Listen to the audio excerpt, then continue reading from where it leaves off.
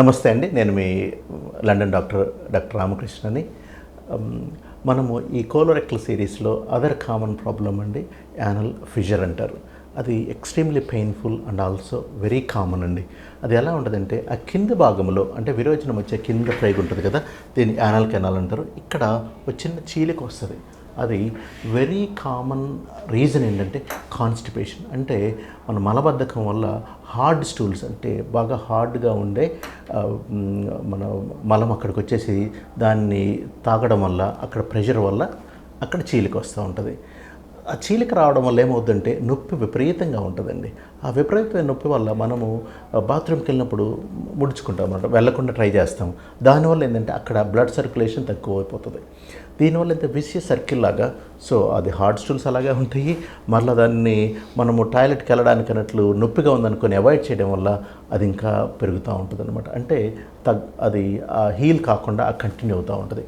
దానికి main reason మనకు constipation అనుకున్నాం, దాన్ని అవాయిడ్ చేయడం అండి. First and foremost simple measures అంటే ఆ కాన్స్టిపేషన్ని అవాయిడ్ చేయడం అంటే లాట్స్ ఆఫ్ వాటర్ తీసుకోవడం. అంటే అట్లీస్ట్ 2 to 3 లీటర్స్ జనరల్గా అవసరం అవుతుందండి, అన్లెస్ ఎంటిల్ మనకి ఏమైనా హెల్త్ ప్రాబ్లం ఉంటే తప్పితే.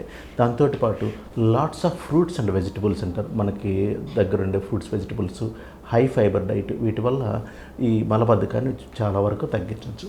ఇలా ఎప్పుడైతే మనం మలబద్ధకం తగ్గిస్తున్నామో అనుకున్నప్పుడు ఆటోమేటిక్గా అన్నట్లు మనకి మోషన్ సాఫీగా అవడం వల్ల సో అక్కడ ప్రెషర్ తగ్గిపోయేదని స్లోగా హీలింగ్ స్టార్ట్ అవుతుంది అనమాట.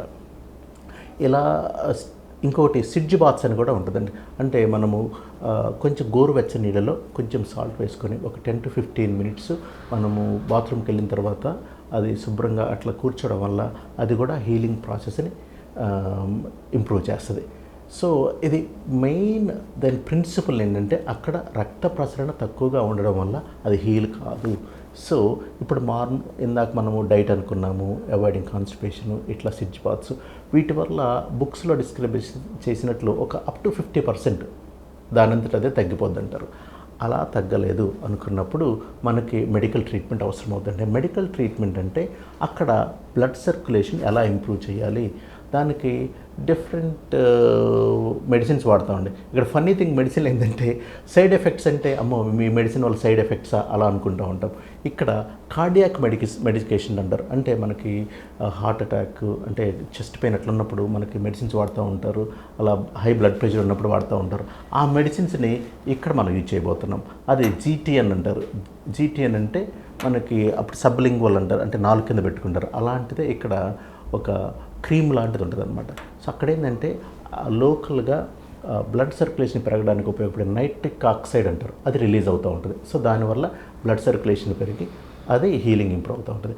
దాంతోపాటు ఇండియాలో నాకు అది ఇప్పటివరకు దొరకలేదని నేను ట్రై చేశాను. అది కాకుండా సెకండ్ ఆల్టర్నేటివ్ వచ్చేసరికి డిల్టయాజమ్ అంటారు. డిల్టయాజమ్ క్రీమ్ 2% డిల్టయాజమ్ క్రీమ్ అని ఉంటుంది. సో అది కూడా సేమ్ 2-3 times ఒక ఫ్యూ వీక్స్ వాడుకోవాలండి.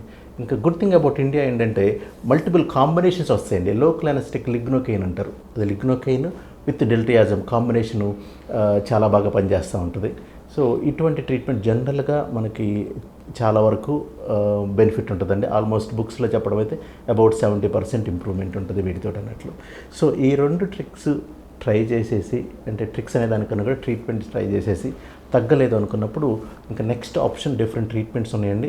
నార్మల్గా ఇండియాలో ఏంటంటే లేటరల్ స్పింక్టరాటమీ అంటారు.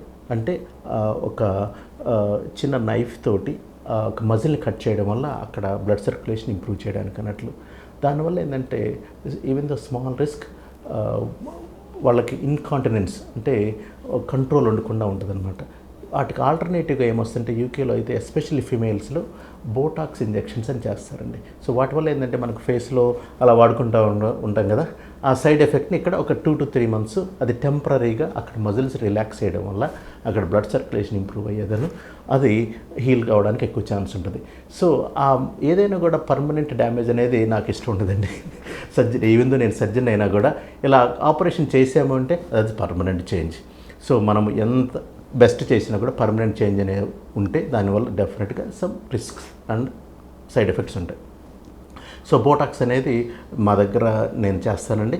సో అది సింపుల్ లోకల్ అనెస్థిసియా కానీ లేకపోతే డే కేస్ ప్రొసీజర్ లాగా చేయొచ్చు. చాలా quick operation, very minimal complications or risks and very good improvement with symptoms అండి. Thank you.